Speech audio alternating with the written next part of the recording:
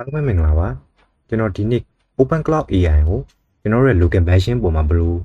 စရချမလဲဆိုတာကိုပြောပြပေးသွားမှာဖြစ်ပါတယ်။အရင်ဆုံးကျွန်တော်တို့ Open Cloud AI ဆိုတဲ့ website ကိုတွားလိုက်ဒီလိုလေးပေါ်လာလိမ့်မယ်။အဲ့ဒီမှာကျွန်တော်တို့ဒီ CURL ကိုပဲ copy တစ်ချက်ကူးလိုက်မယ်။ပြီးတော့ Microsoft Terminal ကိုဖွင့်လိုက်ပိတ်ချလိုက်ခဏစောင့်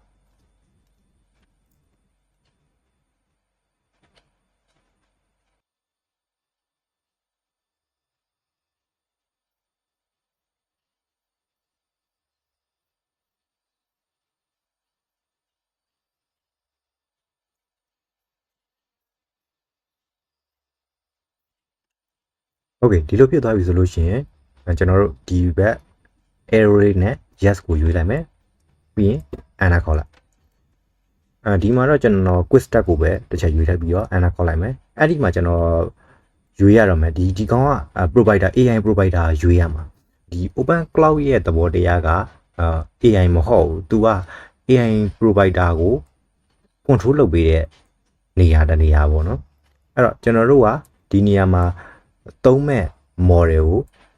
တခါတည်းယူရမယ်အဲ့တော့ကျွန်တော် open AI သုံးမဲ့ဆိုလို့ရှိရင်တော့ ChatGPT တို့ဘာလို့သုံးအောင်ပေါ့နော်အဲ့ဒါကိုမသုံးဘူးဒီ Google လည်းမသုံးဘူးဘာသုံးမလဲဆိုတော့ကျွန်တော်ဒီ open router ဆိုတဲ့ကောင်ကိုသုံးမယ်ဒီ open router ဆိုတဲ့ကောင်ကကျတော့ကျွန်တော် API key တွေပဲ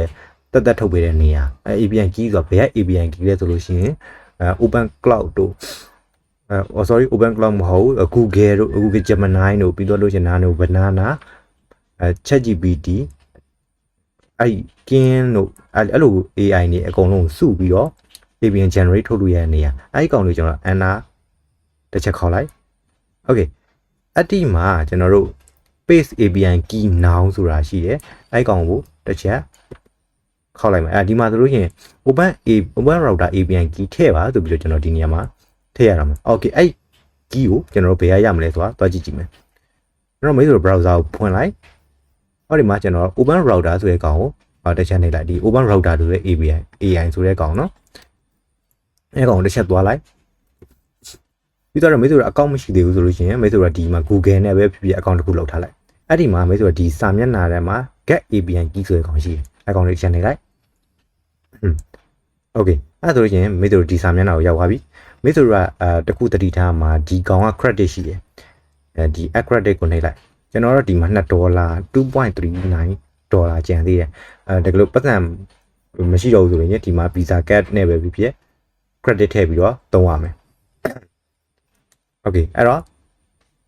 တခြားအိုင်နဲ့လည်းသုံးလို့ရနော်ကျွန်တော်မိတ်ဆွေတို့ဒီမှာopen router open AI တို့ဘာလို့သုံးလို့ရအဲ့ဒီမှာတော့ free feature တွေတော့ရကောင်ရနိုင်တယ်ကျွန်တော်တော့ဒီကောင်ကိုပဲတစ်ချက်သုံးပြမှာ okay အဲ့ဒီမှာကျွန်တော် create ကိုနှိပ်လိုက်ဒီမှာကျွန်တော်တို့ open cloud လို့နာမည်ပေးလိုက်မယ်မိတ်ဆွေကြိုက်တာပေးလို့ရတယ်ပြီးသွားရင် expire date ကိုသတ်မှတ်မှာလားမသတ်မှတ်တော့ဘူးเนาะကျွန်တော်ဒီ create ကိုပဲတစ်ချက်နှိပ်လိုက်တော့မယ် okay ဒီမှာကျွန်တော်တို့ API key တခုရလာပြီအဲ့တော့ဒီကောင်လေး copy ကူလိုက်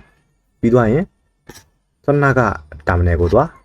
ပိတ်ချပြီးတော့ enter တစ်ချက်ခေါ်လိုက် okay အဲ့ဒီမှာကျွန်တော်တို့ AI model တခုရွေးရတော့မယ်မိတ်ဆွေတို့နည်းရှုပ်ကောင်းရှုပ်နိုင်တယ်သနာတော့ open router ကြတော့ AI model တွေအကုန်လုံးကိုကျွန်တော်တို့ application ဟာပဲဖြစ်ဖြစ်ကိုယ်ပိုင် application ထုတ်တဲ့အခါပဲဖြစ်ဖြစ်ဒီ open cloud ကနေပဲဖြစ်ဖြစ်ခေါ်သုံးမှုအတွက်ခိုး model တခုတိစောက်ထားတာအဲ့တော့ဒီမှာမိတ်ဆွေတို့ open router တွေက model တခုကို model ဆိုတဲ့ tag ကိုခုံလိုက်ဒီမှာကြည့်တွေ့လားAPI นี่အကုန်လုံးရှိတယ်ကျွန်တော်sorry AI model တွေအကုန်လုံးဒီမှာရှိပြီးသား ChatGPT ရှိတယ် Gemini ရှိတယ် Nvidia ကောင်တွေအောင်ရှိသေးတယ်အဲ့တော့မိတ်ဆွေတို့ကဒီကောင်ဘယ်လိုပတ်စံဖြစ်တာလဲဆိုလို့ရှိရင်မိတ်ဆွေတို့ open cloud မှာ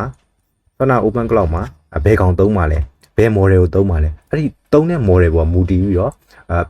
စာကြောင်းကြီးဘယ်လောက်ဆိုလို့ရှိရင်ဘယ်လောက်တကြောင်းကိုဘယ်လောက်ဆန့်ဆိုပြီးတော့ကုန်မှာအဲ့တော့မိတ်ဆွေတို့ဒီမှာ open router တွေကမှာဘယ်ကောင်သုံးမလဲဆိုရင်ဒီ Google Gemini ပေါ့နော်ဒီ Google Gemini သုံးလို့ရတယ်Gemini ဥမာဒီမှာမိတ်ဆွေတို့ဒီမှာ version တွေအစုံရှိရနော်2.5 3 Pro လည်းရှိတယ်3.1လည်းရှိတယ် တခြားဟာလည်းရှိဒီ Meta ကကောင်းနေအောင်ရှိသေးတယ်အဲ့တော့ကျွန်တော်ကအခုလောလောဆယ်တော့Gemini 2.5 flat line နဲ့ပဲတစ်ချက်ဆိုင်ပြရမယ်နော်အဲ့ဒီကောင်လေးကိုတစ်ချက်ရွေးလိုက်ကျွန်တော်ပြောပြီးသားနော်ဒီကောင်တွေကမိသူတို့ရဲ့သုံးတဲ့ model ပေါ်မူတည်ပြီးတော့ open router ကပတ်စံဖြတ်မှာအဲ့တော့ဒီပတ်စံဖြတ်တဲ့နှုံးကိုကြည့်ရင်လို့ရှိရင်ဒီမှာတွားကြည့်လို့ရတယ်ဥပမာထားပါတော့စန model တွေကိုတွားဒီထဲမှာစန Gemini 2.5 flash ဒီကောင်အဲ့ဒီကောင်ဆိုလို့ရှိရင်ကျွန်တော်တို့ဘယ်လောက်ပတ်စံဖြတ်မလဲဆိုတာဒီမှာရေးထားပြီးသားနော်အဲ့လိုဖြတ်လိုက်မယ်အဲ့တော့သူကတော့3တက်လောက်ဖြတ်ပေါ့နော်3မှဖြတ်မှာမ3ရင်မဖြတ်ဘူးအခုဒီနေရာမှာဒီနေရာကိုရောက်ပြီပေါ့ဒီနေရာမှာကျ channel ကိုရွေးခိုင်းတာ channel ကကျတော့ကျွန်တော်မိတ်ဆွေတို့ဒီ Telegram bot တို့ပါတော့ ਨੇ ဒီ open cloud နဲ့ချိန်မှာလားဆိုပြီးသူကမေးတာကျွန်တော်လောလောဆယ်မချိန်သေးဘူးဒီ skip ပေါ်တော့တစ်ချက်သွားလိုက်မယ် okay ဒီကောင်နဲ့လဲ skip ပေါ်တော့သွားမယ်ပြီးသွားရင်ဒီကောင်ခဏတည်း yes ကျွေးလိုက်မှာဒီကောင်နဲ့ yes skip ပေါ်တော့မှသွားလိုက်မယ်နော်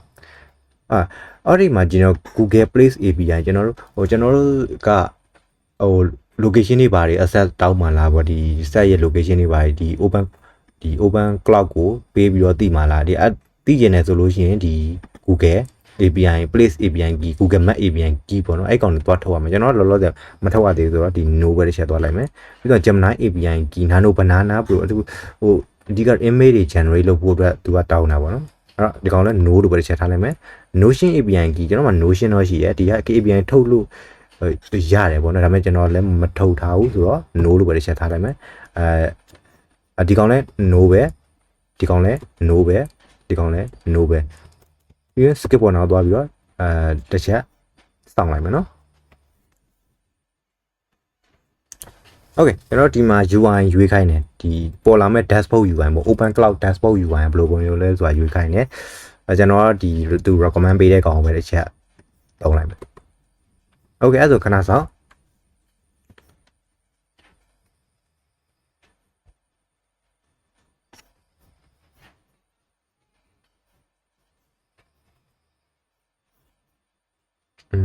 okay ဒါဆိုရင်ရပြီနဲ့တွေ့သူဘာပြောထားလဲဆိုတော့ open cloud ကိုတစ်ချက်သွားပြီးတော့ကျွန်တော်ဒီ run area machine ကိုသွားလိုက်မယ်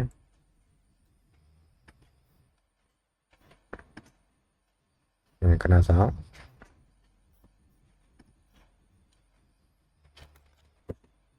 ကျွန်တော်ဒီကောင်ဆိုရလောက်ပြီးတယ်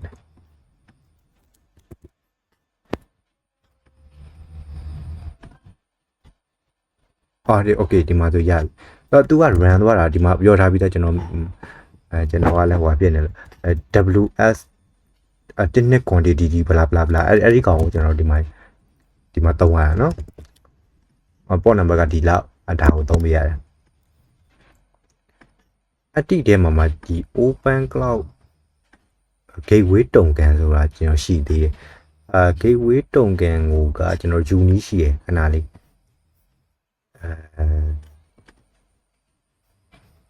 run your machine မှာ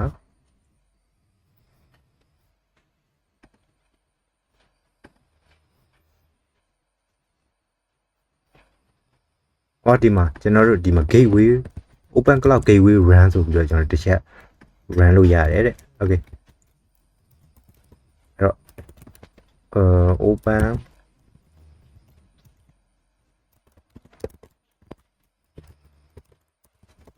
gateway run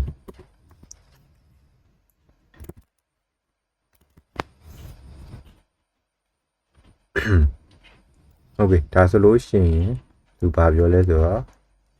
နောက်ထပ်တစ်ကြောင်ရိုက်ခိုင်းတယ်open cloud dashboard okay အဲ့ဆိုလို့ရှိရင်ဒီမှာဒီ link လေးထွက်လာလိမ့်မယ်တုံကန် link လေးပေါ့နော်ဒီ link တစ်ခုလုံး copy ကူးလိုက်ပြီးတော့လို့ရှိရင် browser မှာပိတ်ချလိုက်okay အဲ့ဆိုလို့ရှိရင်ဒီမှာရပါတယ်နော်မင်းတို့ကဒီမှာသုံးထားတာ Gemini 2.5 plus နဲ့သုံးထားတာအဲ့ကောင်ဘာမှသွားကြည့်လို့ရလဲဆိုလို့ရှိရင် overview ထဲမှာဒီကောင် gateway တုံကန် overview ထဲမှာမဟုတ်ဘူးကျွန်တော်တို့ဘာမှသုံးထားလဲဆိုရင် agent agent ထဲမှာagent ထဲမှာเนาะ agent ထဲမှာဒီမှာ Gemini 2.5 Flash Light ကိုတုံးထားတယ်ဆိုပြီးဒီမှာပြထားတယ်အဲ့တော့ကျွန်တော်တို့စာလေးရိုက်ကြည့်အောင်ဒီ chat ထဲကိုသွားအဲ့လိုရိုက်တယ်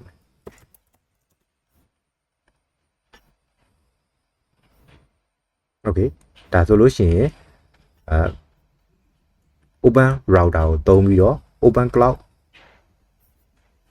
တခုကိုကျွန်တော်တို့ local machine ထဲမှာဘယ်လို setup လုပ်ရမလဲဆိုတာပြပြပေးသွားတာဖြစ်ပါတယ်အဲ့တော့မင်းတို့ဒီမှာကလိကျင်ကလိလို့ရဒီ channel ဆိုတာရှိသေးတယ် channel ထဲမှာကျွန်တော်တို့ Discord ရှိရယ် Google Chat ရှိရယ်